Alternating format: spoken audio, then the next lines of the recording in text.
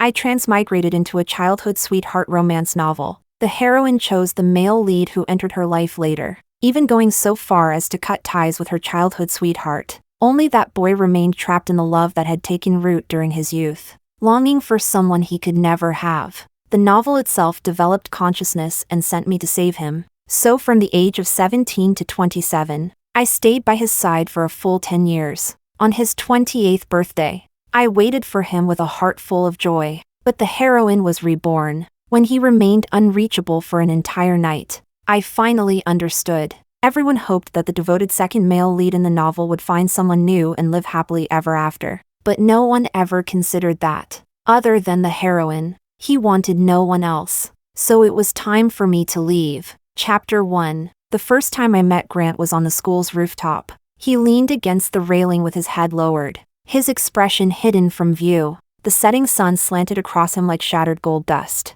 casting a long, lonely shadow. Beside him sat a small cake. The frosting was already melting, and a cherry had sunk into the cream. Today was his 17th birthday. Every year before this, he had spent his birthday with his childhood friend, Cindy. After school, they would sneak up to the rooftop together, holding a cake as they watched the sun disappear beyond the horizon. On his last birthday, Cindy had smiled and said to him, "When you turn 17, I want cherry cake." Grant kept his promise, but she broke hers, because Mason, the male lead who suddenly entered their lives, had appeared, and the story had officially begun. This world was a coming-of-age romance novel. Mason transferred into their school and became Cindy's constant rival and companion. As their bond grew stronger, Cindy fell for Mason's rebellious and charismatic personality. In the end, she gradually drifted farther and farther away from Grant, her childhood sweetheart. The novel was extremely popular,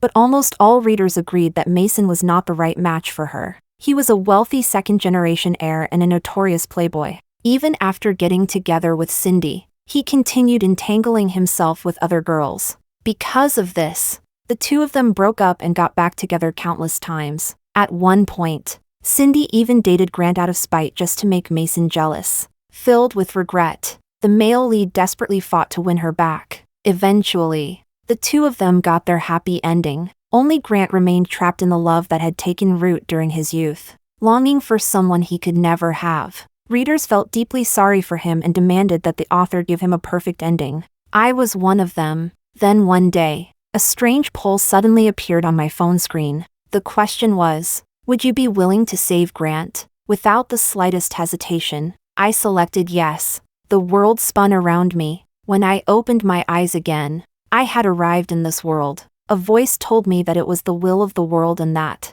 among all the people who had voted, it had chosen me. The reason was simple: I was an orphan, and my feelings toward Grant were completely sincere. If I succeeded in the redemption mission, I could choose whether to remain in this world. I would also receive a considerable fortune. Well, it wasn't really about the money. I just felt sorry for Grant. Besides, I'm firmly on the childhood sweetheart side. In my eyes, the gentle and loyal Grant was infinitely better than that playboy male lead. Perhaps making Cindy realize her true feelings and return to Grant would be the greatest salvation for him. So I made my decision. I was going to bring them together. Chapter 2. I suppressed my excitement at breaking through the boundary between worlds. Slowly, I walked toward him and held out my hand. "Hi, I'm the new transfer student." He lifted his head. The lingering glow of the sunset drifted through the breeze, brushing against the dark hair falling over his forehead. Light and shadow reflected in my eyes, outlining the features of the handsome young man before me. Our eyes met, and that moment became a memory frozen in time. The next day, the homeroom teacher introduced me from the front of the classroom. "This is our new transfer student, Monica." Thunderous applause erupted throughout the room. Everyone was welcoming and enthusiastic. Everyone except the main cast. I spotted the male lead immediately. He glanced at me once before turning to Cindy and whispering something. The corner of his mouth curled into a lazy smile, carrying that rebellious, bad boy charm. Cindy rolled her eyes at him, but her fair cheeks flushed slightly pink, making her look both adorable and sweet. Across the room, Grant stared blankly at their playful interaction, his eyes dimming. Slowly, he lowered his gaze, His long eyelashes cast shadows that concealed the bitterness in his eyes. The only empty seat is next to Grant. Why don't you sit there? The homeroom teacher smiled. Out of the corner of my eye, I caught Cindy suddenly stiffening. She looked up at me for several seconds, her gaze carrying an unreadable scrutiny. My instincts told me she wasn't happy, but I was. That meant she felt a sense of competition, which meant the childhood sweetheart pairing I shipped still had a chance. I walked straight toward Grant. Instinctively, he glanced at Cindy, only to find her still chatting and laughing with Mason, as if she didn't care at all who sat beside him.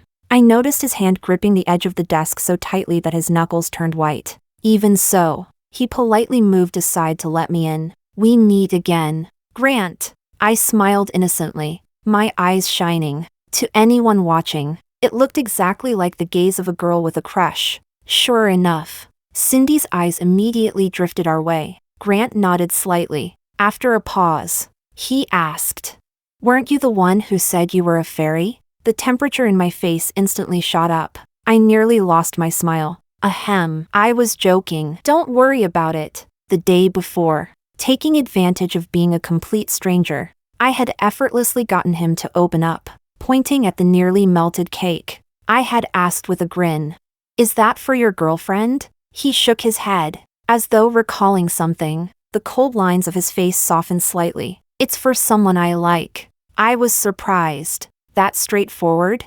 Want to tell me about it? Maybe I can help. A self-mocking smile appeared on Grant's lips. Perhaps his feelings had nowhere to go, or perhaps he had been bottling them up for too long. To my surprise, he actually revealed the deepest secret hidden in his heart. I asked why he didn't confess his feelings. He said Cindy had always seen him as a good friend, and he was afraid that confessing would only push her farther away. Seriously, if only you'd just say what's on your mind. I looked at him in frustration. Don't worry, I'll help you. Grant glanced at me. Who are you? Proudly puffing out my chest. I replied, "You can call me a fairy." Grant was speechless. Grant asked how exactly I planned to help him. I lowered my voice mysteriously. A wise master always has a plan. Chapter 3. Step 1. Make Cindy feel a sense of competition. That part was easy. While filling water bottles in the hallway, I casually walked over to Cindy, pretending to be innocent. I asked her about some of Grant's likes and dislikes. I played the role of an admirer perfectly. Her smile immediately became a little forced. Sure enough, after filling her bottle, she went straight to find Grant. Through the classroom window, I saw Grant's eyes light up brighter than I had ever seen before. Step 1 was probably a success. Step 2, appeal to her type. After school, I dragged Grant to a trendy fashion store, holding a pair of ripped jeans and a leather jacket. He looked deeply conflicted. Doesn't this seem a little unsuitable for me? Suitable? Of course it's suitable. Maybe this is exactly the type Cindy likes. After all, Mason dressed like this. When Grant came out of the fitting room, my eyes widened. I became even more convinced that Cindy liked guys with this kind of style. Otherwise, why would she fall for Mason? Grant completely outclassed him. His long legs seemed almost too long to contain, and the leather jacket emphasized his broad shoulders and narrow waist, giving him an even cooler and more striking appearance. As the sales associate showered him with compliments, the tips of his ears turned slightly red. He looked uncomfortable from head to toe. A smile spread across my face as sweet as someone enjoying their favorite dessert. He was so adorable. After we left the store, he rubbed the bridge of his nose. Should I walk you home first? It's my mom's birthday tonight, so I need to get home early. The words of refusal instantly caught in my throat. Suddenly, I remembered. On the night of Grant's mother's birthday, Mason took Cindy to a bar. Their first kiss happened today. No wonder Cindy wasn't going home with Grant. Once I confirmed that Grant knew where the bar was, I grabbed him and started sprinting. He asked me why we were going there. I silently complained in my head. For your happiness. Obviously. Because after tonight, the relationship between the male and female leads would advance at lightning speed. And by then, Grant would truly have no chance left. By the time we reached the entrance of the bar, I was gasping for air. Can you finally tell me why we're here now? Still struggling to breathe, I pointed toward the bar. He looked over, His eyelashes trembled violently as he froze in place. I looked up as well, and my eyes nearly popped out. In the alley beside the bar, Mason had Cindy pinned against the wall. They were standing extremely close, closer and closer. Their lips were only moments away from touching. I immediately shouted, "Hold it right there." Both of them stiffened and turned toward us. The moment Cindy saw Grant, the color visibly drained from her face. Her eyes darted away, and she instinctively moved behind Mason. Mason let out a mocking laugh and pulled Cindy forward, looking down at Grant arrogantly. "What? You think copying my style will make Cindy like you?" I couldn't help interrupting. "Copying your style? Anyone with functioning eyes can tell Grant is way more handsome than you." Mason shot me an annoyed look. "And who exactly are you supposed to be?" Cindy tugged lightly at his sleeve. "Grant and I are just friends." "You're overthinking it." Mason casually draped an arm around her shoulders. "You think I don't understand how guys think? But a coward who can't even confess his feelings isn't worth my attention." Grant paid no attention to the provocation. Instead, he grabbed Cindy's wrist and pulled her toward him. "Cindy, we're going home." But Mason tightened his grip on her. "Without my permission. Do you really think she'll leave with you?" I frowned. This male lead had absolutely no respect for other people's choices. The next second, Grant punched him square in the face and sent him crashing to the ground. Consumed by anger, veins bulged visibly at his temple. "Does she need your permission? What do you think she is? What were you trying to do to her?" I quickly rushed forward and pulled Grant back. Meanwhile, Cindy hurried over to help Mason up. He rubbed the cut on the corner of his mouth. Instead of getting angry, he laughed. "If you don't believe me, ask her yourself." Grant looked at Cindy, like a wounded beast staring at the last remaining ray of light. "Cindy, please come home with me. He's not a good person." Avoiding his gaze, Cindy took a step backward. "Grant, we're just friends. My business isn't your concern." I couldn't even bear to look at the expression on Grant's face. He stood frozen in place. His eyes suddenly reddened to a frightening degree, and even his voice trembled. "Friends? I don't believe you don't know. Grant, enough. We will only ever be friends. Just go home." As if trying to cover something up, she immediately grabbed Mason and headed in the opposite direction. Mason glanced back over his shoulder. A provocative smirk curled across his lips. As for me, without hesitation, I raised my middle finger at him. "Excellent." He stopped smiling immediately. Chapter 4. Grant stood frozen in place. His fists clenched so tightly at his sides that his knuckles turned pale. His bangs covered his eyes. A tear slipped silently down his face. I panicked. Well, maybe Cindy was just speaking out of anger. Don't take it to heart. The more I spoke, the less confident I became. It felt like I had ruined everything. Honestly, forget redeeming him. I'd be lucky if he didn't hate me. "I'm sorry." Grant turned his head away and wiped at his face hurriedly. Then, to my surprise, he gave me a faint smile. "You didn't do anything wrong. This is my problem. Let me walk you home, or your parents will worry." I shook my head. "I can get home by myself. I don't have parents. So don't worry." He froze slightly. Then he quietly apologized, realizing how that sounded. I waved my hands frantically. "No, that's not what I meant. I mean, I'm an orphan." "Wait, that's not." The more I tried to explain, the worse it sounded. But what could I do? My current identity was an orphan too. A smile suddenly appeared on Grant's face. The corners of his eyes were still red. I instinctively swallowed. That was completely unfair. How could someone look that attractive while smiling through tears?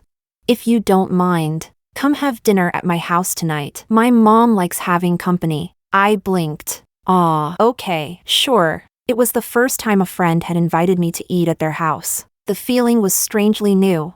His family was incredibly warm and welcoming. It was obvious that Grant had grown up in a loving home. Maybe that was why he had become such a gentle and outstanding person. During dinner, Grant's mother looked at him and asked, "How come Cindy isn't here?" He paused. Just as he was about to answer, the front door opened. "Auntie, I'm here." "Oh my. Cindy, come in. We've been waiting for you." Cindy's smile was sweet and bright, but the moment she saw me, it froze. Her tone sharpened with unmistakable accusation. Why are you here? There was hostility in her eyes. Maybe other people wouldn't notice, but as an orphan, I had spent my entire life reading other people's emotions. I immediately sensed it. For a moment, I didn't know how to answer. If she still had feelings for Grant, then disliking me would be understandable, but she had already rejected him outright. So why was she acting like this?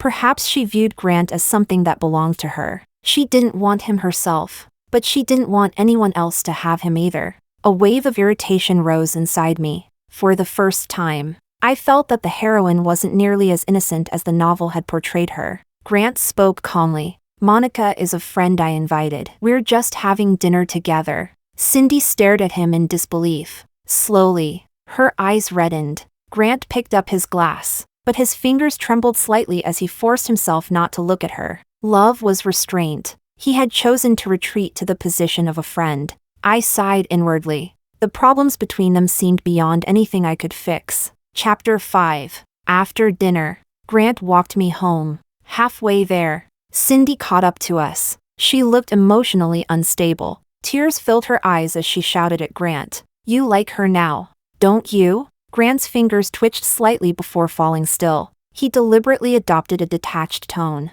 You said it yourself. We're just friends. If you can like Mason, why can't I like someone else? This was a battle between immortals. Why drag me into it? Cindy stared at him. Large tears rolled down her cheeks one after another. I don't care. You can't be with her. If you do, we're not friends anymore. Grant looked at her without blinking. In his eyes were despair, hope, and pleading all at once. I can choose not to be with anyone. He paused. Then can you choose not to be with him? Cindy lowered her eyes. She didn't answer. The damp night air felt suffocating. Grant squeezed his eyes shut. Then he laughed bitterly at himself. I understand now. He grabbed my wrist and turned away. This time, he didn't look back. I stared blankly at the side of his face. The warmth of his hand lingered against my wrist. A voice deep inside me whispered, Grant deserved someone better. So, I didn't want to bring them together anymore. After that night, Grant and Cindy entered a cold war. Rumors gradually began spreading through the class. People said that I liked Grant and had forced Cindy to stay away from him. My classmates started distancing themselves from me. The looks they gave me became strange and unfriendly. I didn't care.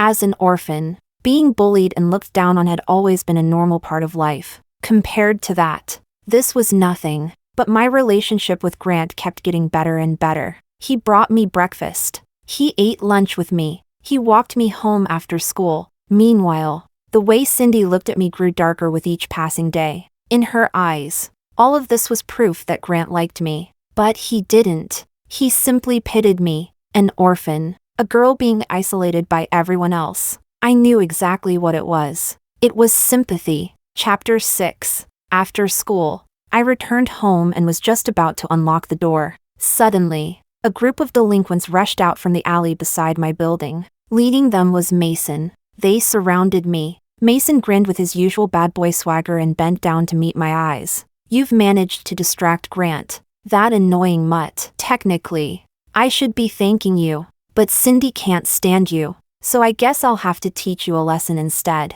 I glared at him furiously, silently cursing the so-called will of the world for not giving me some kind of cheat ability.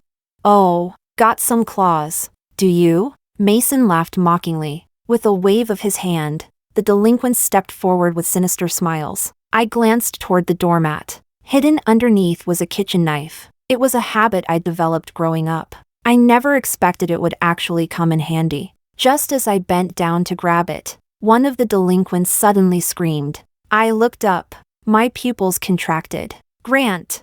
Holding a brick in his hand, he had charged straight into the fight. Outnumbered, he quickly fell behind. Mason drove a vicious kick into his side. Grant's face instantly turned pale, cold sweat breaking out across his forehead. And you actually showed up? I've been sick of you for a long time. Let's see if I don't beat you half to death today. I yanked the knife from beneath the mat and rushed forward, placing myself in front of Grant. Come on, then, let's see who dies first. I'm an orphan with nothing to lose, so I'm not afraid of you. The entire group immediately backed away several steps. None of them dared come closer. Mason's face darkened. "You'd better watch yourselves." Then he and the others ran off as fast as they could. I helped Grant into my apartment and treated his wounds, while cleaning the cut on his forehead. He hissed softly in pain. Our eyes met. My heart skipped a beat. The cotton ball slipped from my fingers and fell to the floor. Panicking, I quickly looked away. Why did you come here?" He reached into his pocket and pulled out a small teddy bear keychain. "It fell off your backpack. I thought I'd return it. Then I saw them." He paused. "Living alone is dangerous. Be careful." I smiled. "Didn't you see me pull out a knife? Who's going to bully me?" A quiet laugh escaped him. It wasn't loud, but it echoed powerfully in my ears. "True enough." His eyes softened. "You're amazing." My heartbeat accelerated uncontrollably. I didn't even dare look at him anymore. A strange emotion began growing wildly inside my chest. And yet, I wished this moment could last forever. Chapter 7. Mason was taking Cindy abroad. Cindy was determined to leave. When her parents refused, she went on a hunger strike. In the end, they had no choice but to give in. It was the first time I had ever seen Grant look so defeated. Standing on the rooftop, he leaned weakly against the railing. His usually straight posture was slightly bent. "What am I supposed to do?" His voice was painfully hoarse. "What can I do to make her stay?" Each word struck my heart like a hammer. For the first time, I understood what heartbreak felt like. It really did make it hard to breathe. Slowly, I walked over and asked him, "Do you really love her that much?" Grant slowly tilted his head back. His eyes were filled with pain, yet there wasn't even a trace of hesitation. He answered, "Yes." I went to find Cindy. I told her that Grant and I were not involved romantically. Everything we had done was an act. We only wanted her to realize her feelings and come back to him. "Grant really cares about you. I hope you'll think carefully about your decision." The look she gave me became a mixture of pity and mockery. "You've fallen for Grant, haven't you?" My throat tightened. I couldn't answer. "If you like him, then go after him. I'm not stopping you. So why are you here trying to guilt-trip me?" Though whether Grant would ever like you is another matter entirely. Based on how well I know him, you'd better not waste your time. Looking at her expression of absolute victory, I suddenly felt furious. Why was she so unwilling to be with Grant, yet so confident in trampling on his feelings?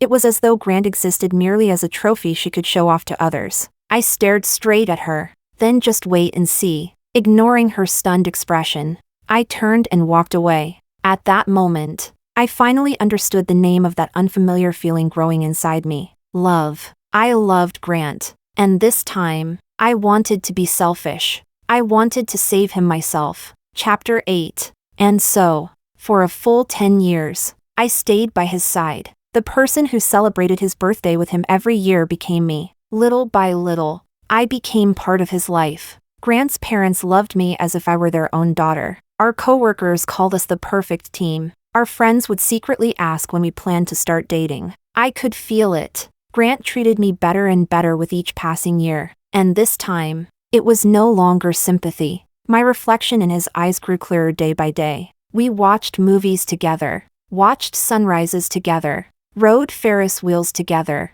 Countless shared moments built something that was more than friendship but not quite love. Everything felt natural. The only thing missing was a catalyst to break through that final barrier. During a gathering at a friend's bar, I decided to confess my feelings to him properly. I'd had a little too much to drink. I could barely walk straight. Grant carried my bag in one hand while supporting me with the other. His tone was helpless yet gentle, carrying a trace of affection. "I told you not to drink so much. You insisted on showing off." Alcohol gave courage to cowards. Without thinking, I shoved him against the wall. We were so close that our breaths intertwined. His body stiffened. His Adam's apple bobbed. When he spoke, his voice was slightly hoarse. "Monica, what's wrong?" I took a deep breath. "Grant, I..." A phone ringtone suddenly shattered the atmosphere. He glanced at the caller ID. His eyes trembled violently. Even his fingers shook.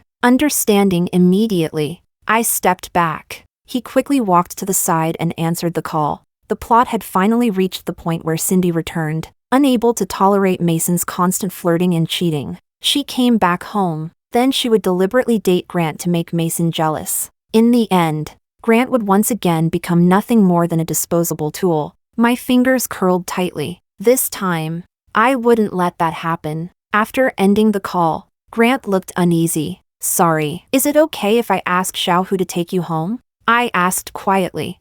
Has Cindy come back? He hesitated for a second before nodding. Guilt surfaced in his eyes. She's alone at the airport. I'll just take her home. I looked at him and said softly.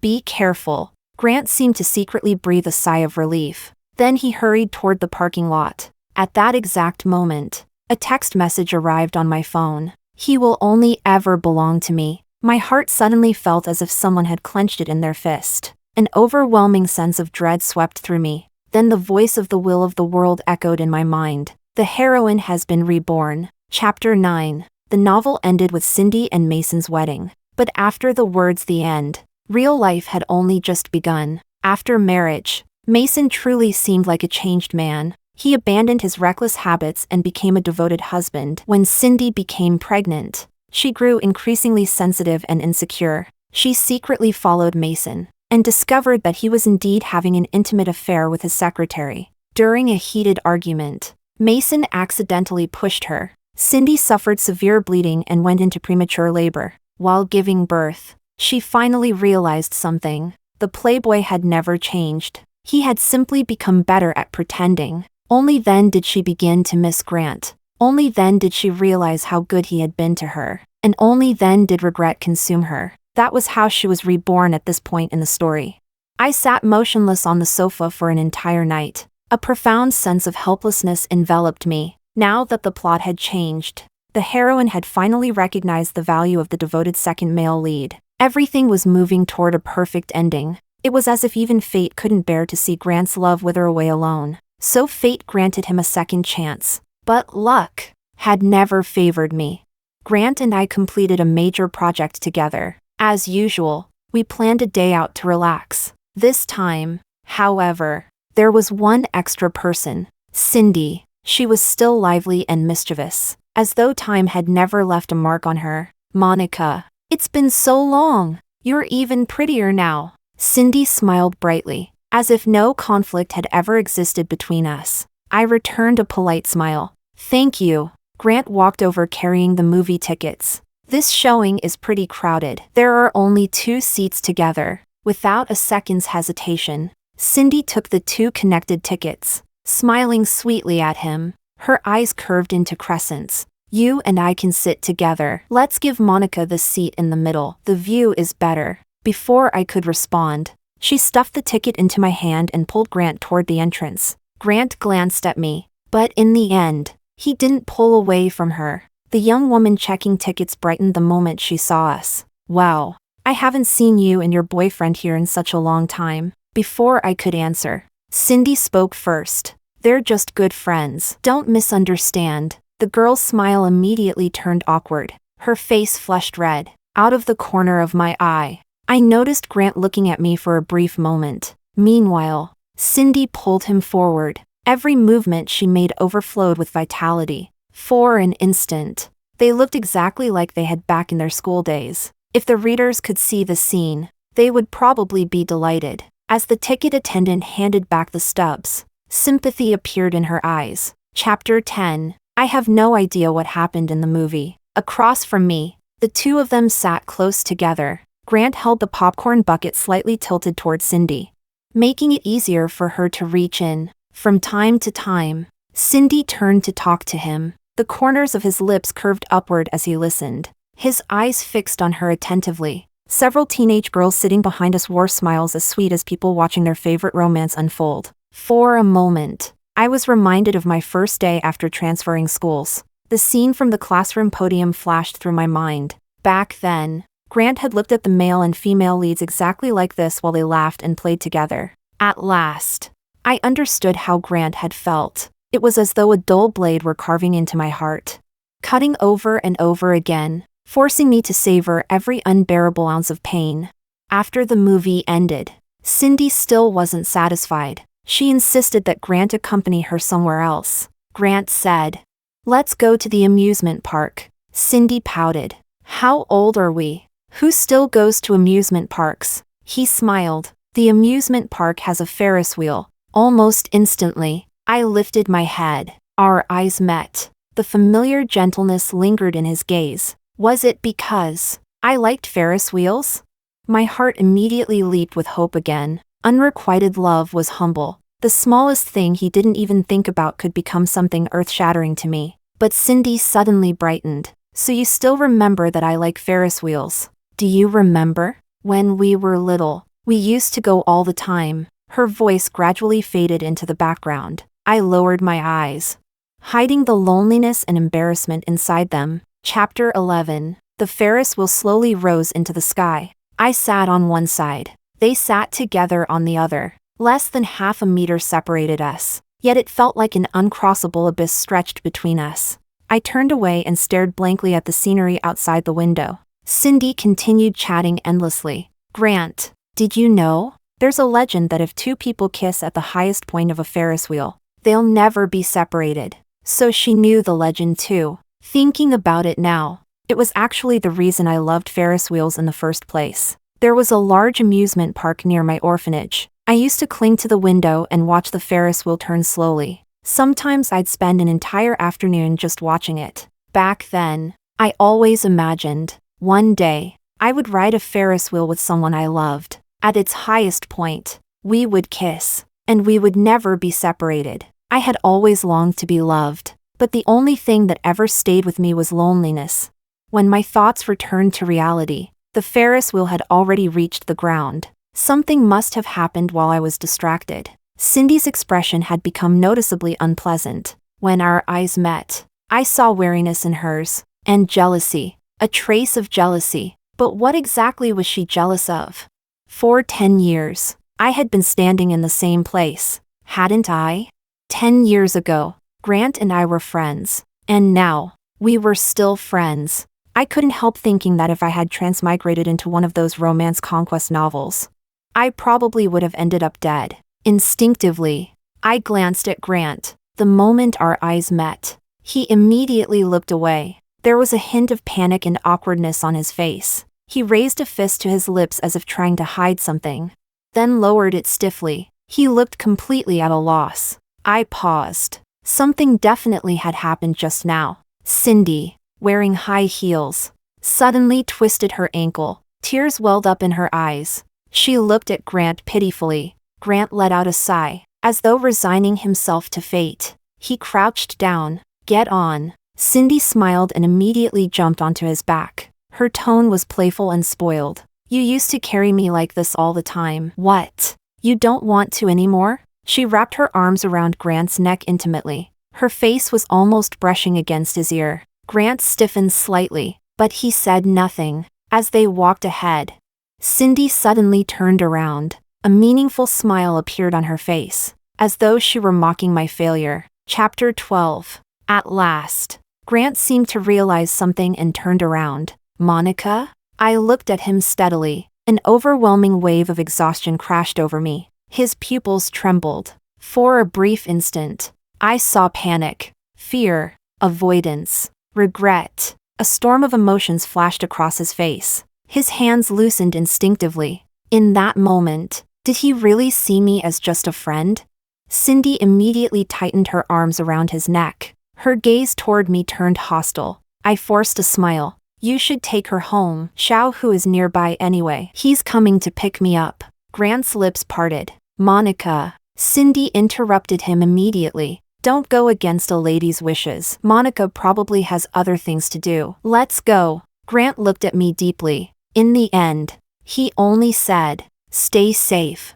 After returning home, I stared at the message Grant had sent. Text me when you get home safely. Curling up on the sofa, I buried myself in the cushions. Exhaustion swallowed me completely. For the first time, I didn't want to reply. Reason told me that this dream had reached its end. My mission had always been to save Grant. At first, I believed that constant companionship would eventually help him leave the past behind. But as time passed, I deliberately forgot about that mission. I buried the growing fear deeper and deeper. The mission had a deadline. But I could never understand how Grant truly felt about me. If he had feelings for me, why had nothing happened after 10 years? And if he would never love me, then how many more decades was I supposed to wait? Inside me was a bottomless void, tearing me apart. Now Cindy had returned, and she had come back for him. I could no longer keep lying to myself. Back then, I used to be frustrated with Grant. I believed that if you loved someone, you should tell them. But now, I had become exactly like him. When we love someone, we become cowards. Still, just this once, I wanted to be brave again. Chapter 13. At work, Grant arrived carrying an elegant lunchbox. One of our coworkers wiggled her eyebrows at me. Wow, you've already reached the homemade lunch stage? I forced a smile. I didn't make that. She pouted. Clearly, she didn't believe me. At lunchtime, I finally gathered my courage. My heart pounded violently in my chest, trying to keep my voice from shaking. I asked, "Do you still like Cindy?" Grant froze. His gaze drifted away for a moment. Then he met my eyes. Seeing how serious I was, he opened his mouth, but eventually lowered his head in defeat. Honestly, I don't know. The courage I had painstakingly gathered was extinguished in an instant. I stood frozen. An overwhelming sense of helplessness wrapped around me. I pressed my trembling fingertips tightly against the table, then forced a smile. I see. After that, only suffocating silence remained. After work, Grant told me he couldn't walk me home today. Cindy wasn't feeling well. He was taking her to the hospital. Outside the company building, the moment Cindy saw him, she rushed over. She wrapped herself around his arm intimately. Grant glanced at me, then subtly pulled away. Cindy's expression stiffened for a moment, but she quickly forced a smile and greeted me. "Sorry, Monica, Grant can't take you home today." I shook my head. "Your health is more important." It was like punching a pillow. Cindy's smile became awkward. Nearby coworkers whispered among themselves. When they looked at me, their eyes were filled with sympathy and pity. I laughed at myself. It felt as though my entire life had been spent being pitied by others. Chapter 14. After dinner, I went downstairs to take out the trash, and ran into an old acquaintance. "Well, if it isn't little hothead. Long time no see." I immediately took a cautious step back. "Mason? What are you doing here? What do you want?" He raised both hands in surrender. "Why are you so nervous? It's not like I'm going to do anything to you." "Cindy won't answer my calls. I want you to help me contact her." I pressed my lips together. "Why would I help you?" Mason let out a mocking laugh and sauntered closer. "What? Don't tell me you're not bothered seeing those two getting back together. You like Grant, don't you? Help me out. Once I win Cindy back, you can have your chance with him." I glared at him furiously. He immediately corrected himself. Fine, not have your chance. True love, okay?" At that moment, Grant suddenly rushed out. He grabbed Mason by the collar and drove a vicious punch into his face. "What are you trying to do to her?" His teeth were clenched. There was a ferocity in his eyes I had never seen before. I stared at him blankly. For a moment, the scene overlapped with that night outside the bar, when he'd seen Mason trying to take advantage of Cindy. He had looked exactly this angry. My heart trembled uncontrollably. As if he truly cared about me. Mason staggered to his feet and wiped the blood from the corner of his mouth. "You again? Are you haunting me or something?" Then he pointed toward Grant. "Where's Cindy? Take me to her." Grant's voice turned cold. "Not a chance. Have you forgotten how badly you hurt her?" Knowing he was in the wrong, Mason still stubbornly protested. "That's between me and her. What's it got to do with you? Who are you to her anyway? Her boyfriend? And don't act like you're any better. You enjoy having little hothead by your side, but you still can't let go of Cindy. What? You want both of them?" Grant's fingers curled slightly. His eyes lowered. His eyelashes trembled. Mason snorted disdainfully. "Don't give me that just friends nonsense. You can fool other people if you want. Just don't fool yourself." Slowly, Grant looked toward me. His gaze was dark and unreadable. His Adam's apple moved, as if he wanted to say something. "Grant, Cindy's voice suddenly rang out. His body stiffened. Whatever impulse had been building inside him instantly disappeared. Turning around, he saw Cindy running toward him. She threw herself into his arms. When I woke up at the hospital and didn't see you, I was so scared. Instinctively, he reached toward her hair, but halfway there, he stopped himself. Instead, he gently pulled her back a little. Wasn't your mother there with you? She bit her lip pitifully. But I wanted. Before she could finish, Mason rushed forward and grabbed her wrist. His eyes were filled with worry as he looked her up and down. Cindy, you were sick. Why didn't you tell me? She immediately shook off his hand. Enough. We're already broken up. Stop coming after me. Pain and desperation flashed through Mason's eyes. Cindy, I really regret everything. Please, just give me one last chance. Perhaps remembering her previous life. Cindy wasn't moved in the slightest. Instead, her eyes filled with disgust. Get lost! She screamed the words with all her strength. The force of it actually made Mason take a step back. His pupils shook. He stared at her in disbelief. Cindy's emotions had become too intense. Suddenly, she collapsed. Grant immediately caught her. Panic filled his face as he lifted her into his arms and hurried away. Mason instinctively tried to follow, but one icy glance from Grant stopped him in his tracks. Chapter 15. Grant's figure gradually disappeared from view. He never looked back. Not even once. I didn't even get the chance to ask why he had appeared here. Mason lowered his eyes. A bitter smile tugged at his lips. People always say a reformed playboy is worth his weight in gold. So why won't she forgive me? I laughed sarcastically. What's the point of bringing an umbrella after the rain has already stopped? As for reformed playboys, I only believe that a leopard can't change its spots. He stared at me in shock. Seriously? You really are a little hothead. What did I ever do to you? I turned around and started walking away, but he grabbed my arm. Instinctively, my hand moved toward my pocket. Then I froze. Mason nearly jumped out of his skin. No way! Don't tell me you carry a kitchen knife around with you. Slowly, I withdrew my hand. Yet something inside me felt empty. Ever since elementary school, I had always carried something sharp with me. On good days, it scared away some of the people who wanted to bully me. But over the past 10 years, I had gradually forgotten that habit. Because Grant was always beside me, I never had to worry about being hurt again. Looks like I'd need to get used to protecting myself again. Mason let out a long sigh. I just think we're both pathetic. Two people suffering from the same disease. I frowned. What disease? He shrugged. Being simps. I looked at him in disbelief. Didn't you spend half your life cheating on people? He immediately choked on his own words. Fine, you're the simp.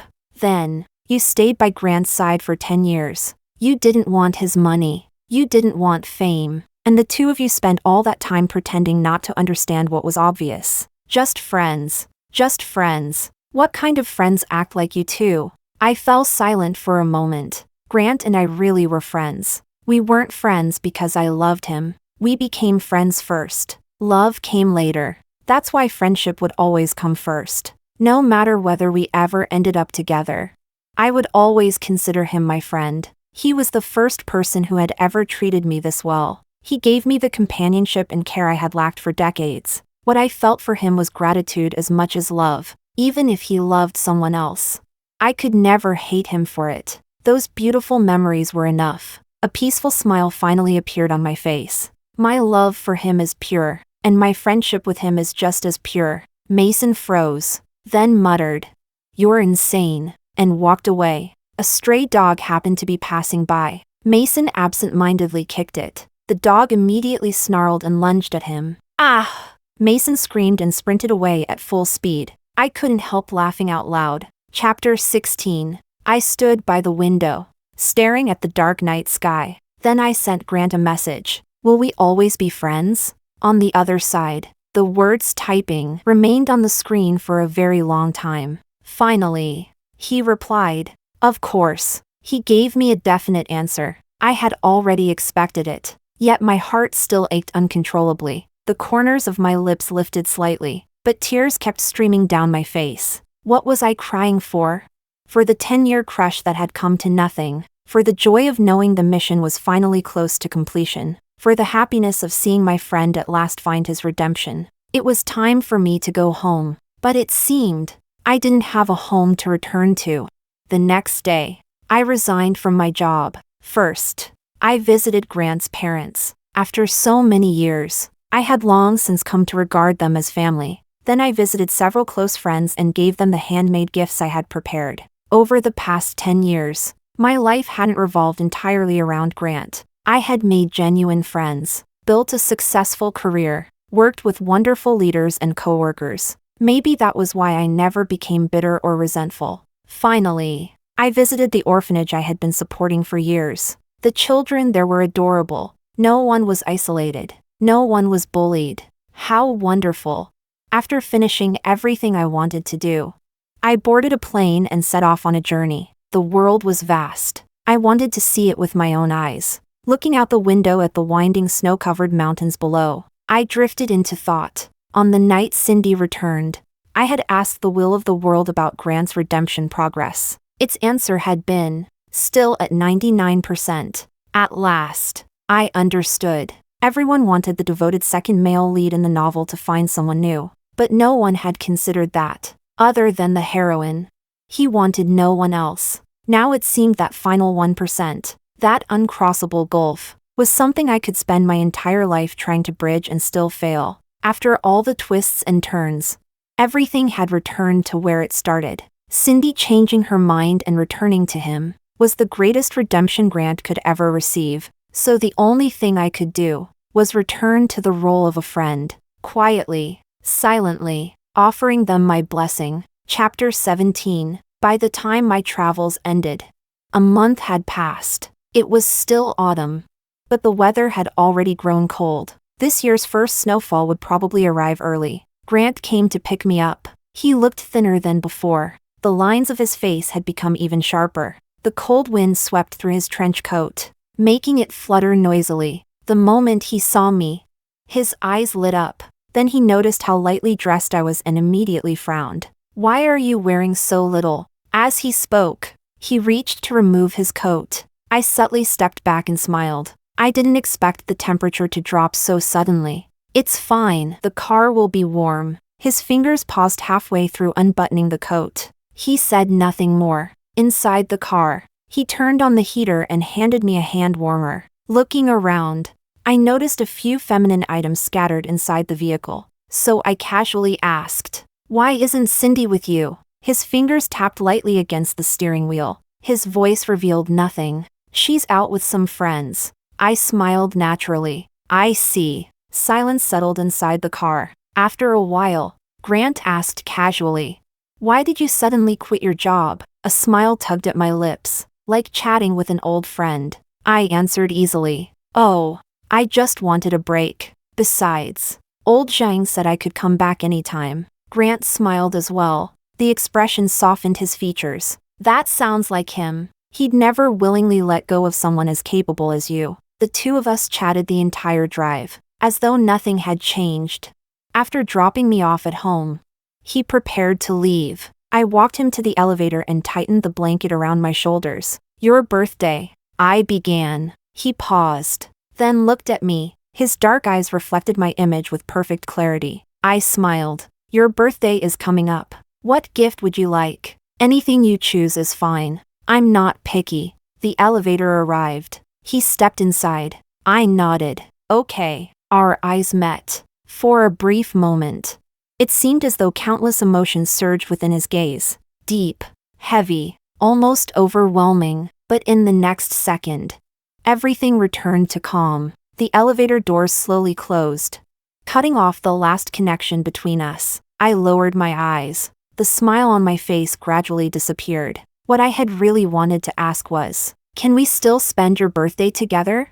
Maybe it would be the last time. And I knew he had understood exactly what I meant. Chapter 18. On Grant's birthday, I prepared a 2-tier cake. I decorated the apartment with colorful streamers and carefully placed a large number balloon in the center of the room. By the time I finished, I was sweating from exhaustion, but I was very satisfied with my work. I sat in front of the floor-to-ceiling window. The sun never came out that day. The sky remained gray and overcast. What a shame. I wouldn't get to watch the sunset. The daylight slowly faded into darkness. Colorful neon lights flickered to life. The city glowed brilliantly beneath the night sky. I turned my head and glanced at the cake on the table. The frosting had started to melt. The cherries decorating the top had sunk into the cream. Suddenly, the voice of the will of the world echoed in my mind. He isn't coming. The heroine and the second male lead are on a Ferris wheel together right now. You're waiting for nothing. I sat there in silence for a long moment. My gaze gradually lost focus. So that was it. The devoted second male lead had finally gotten the person he loved. At last. He had escaped the fate of spending his life alone. Perhaps this was the perfect ending readers had always wanted. A cool sensation touched my chin. I wiped it with my hand. Tears. When had I started crying? Why was I crying? I should have been happy for him, and happy for myself. So, my voice was soft. The redemption mission succeeded, right? The will of the world remained silent for a while before finally answering. Congratulations. You can go home now. I can also grant you one wish. I smiled until my eyes curved into crescents. Then I want to become the luckiest person alive. I want endless money. I want to bathe in diamonds every day. I want to drink vintage wine from 1982. I want to drive a Ferrari with one hand. The will of the world interrupted me. I said make a wish, not fantasize. I laughed so hard that tears kept spilling from my eyes. After a long while, I suddenly remembered something. When I leave, what happens to this body? Can you make everyone forget about me? This body had been created by the will of the world. It looked exactly like me in the real world. The will's voice remained cold. No, the only outcome is physical death. I froze. What? Are you thinking about staying? Not really. I'm still leaving. I'm just worried my friends will be sad. After thinking for a moment, I posted a status update. Actually, I'm a fairy. I came down to the mortal world to complete a mission. Now that the mission is finished, I'm leaving. Don't be sad. I'll be watching over all of you. Comments immediately flooded in. What kind of nonsense are you posting now? Isn't it Grant's birthday today? Aren't you two together? Stop messing around. You're scaring people.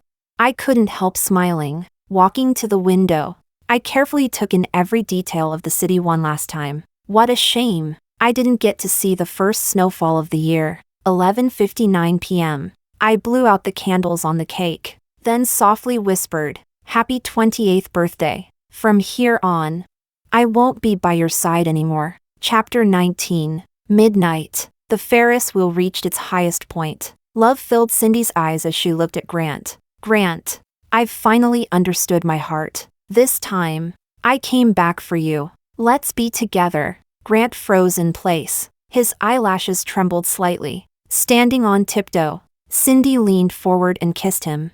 Midnight. Monica lowered herself into the bathtub without hesitation. She cut her wrist. After thinking for a moment, she cut the other one too. Then, with a faint smile, she slowly sank beneath the water. Softly, she whispered, "Good night." The will of the world replied, "Good night." Chapter Epilogue. Chapter 1. When Monica woke up, she sat there in a daze for a long time. She muttered to herself, "Why does it feel like I slept for half a century?" Pushing open her bedroom door, she was greeted by brilliant sunshine. Stretching lazily, she got dressed and headed out for her usual morning run. As she passed a fruit stand, the vendor waved enthusiastically at her. "Young lady, I'm about to close up. Take these apples home with you." Before Monica could refuse, several apples had already been stuffed into her hands. The acceptance letter from her university arrived that same day. It was from a prestigious top-tier university. Neighbors who normally only exchanged brief greetings suddenly gathered around her, showering her with praise. Some even insisted on inviting her over for dinner.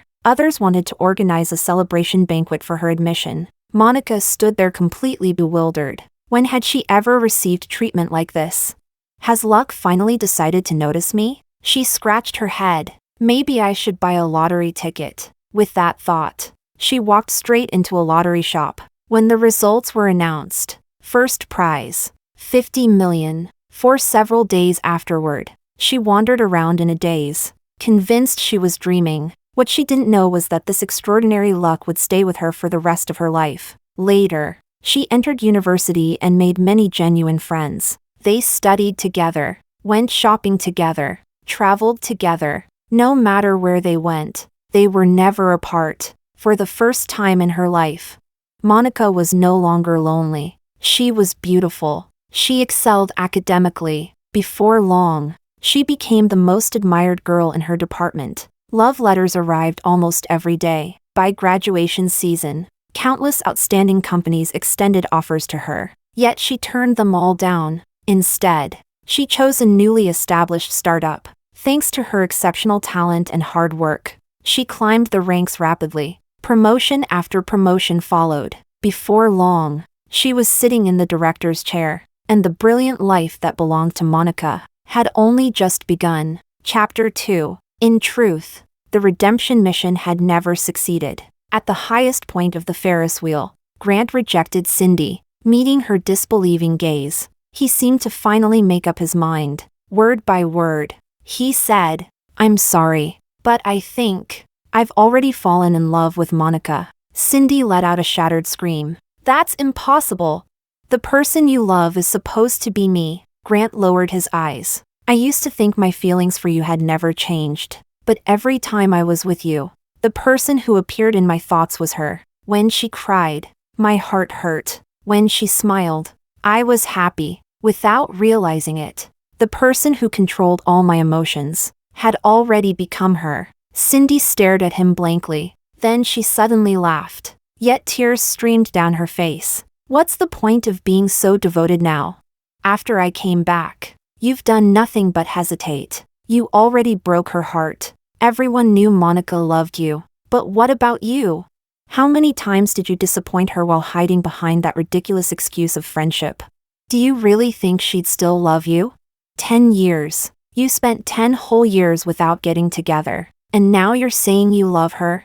If you're going to reject me, at least come up with a better excuse." Grant's fingers curled slightly. They were trembling, because he knew every single word Cindy said was true. At that moment, through the Ferris wheel window, he noticed snow beginning to fall. The snowflakes drifted softly through the air like feathers. One landed on the glass and rolled slightly, as though unwilling to fall. Yet no matter how unwilling it was, it could never escape melting away. Suddenly, Grant clutched his chest. A crushing wave of fear and unease engulfed him. Ignoring Cindy's desperate calls, he stumbled out of the amusement park. The closer he got to Monica's apartment, the stronger the fear became. When he arrived downstairs, the street was filled with police cars and ambulances. His legs felt as heavy as lead. When he finally saw Monica's body, his first thought was that he had to be dreaming. How could someone so full of life be lying there without a trace of warmth?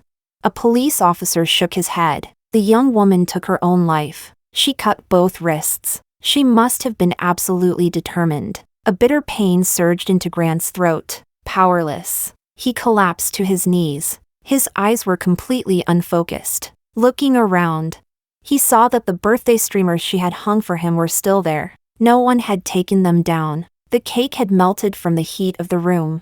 Leaning awkwardly to one side, the warm decorations in the living room stood in horrifying contrast to the vivid red staining the bathroom. When grief became overwhelming enough, it turned out tears wouldn't come. A friend approached with reddened eyes and handed him a piece of paper.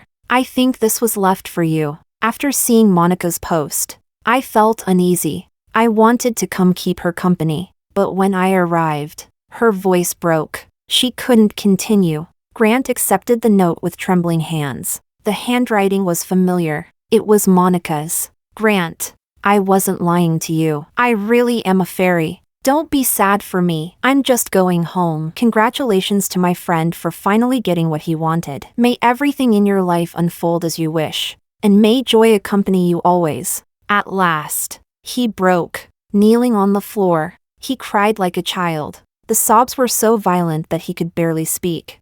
"How could I forget?" His voice shattered. "She was always waiting for me." A nearby police officer glanced at him before turning to Monica's friend. Was he the deceased's boyfriend? The friend laughed softly. The sound carried unmistakable mockery. No, just a friend. The officer frowned. Then why is he crying like he just lost his wife? The friend looked at Grant for a long moment. Then she replied quietly, "Who knows? Yes. For 10 entire years.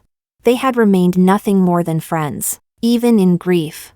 He had no right to claim her." Chapter 3. Grant resigned from his job, carrying Monica's ashes with him. He retraced every step of her travel itinerary. As if he had lost his mind, he searched desperately for every trace she had ever left behind, any place she had visited, any scenery she had admired, any memory she might have treasured. He wanted to find them all. No one could persuade him to stop. His friends wanted to scold him, wanted to ask why he hadn't realized the truth sooner. But every time the words reached their lips, they swallowed them back, because Grant and Monica had never even been together. That fact lodged in their throats like a bone, impossible to remove, impossible to forget. Mason, meanwhile, mocked him without mercy. So what now?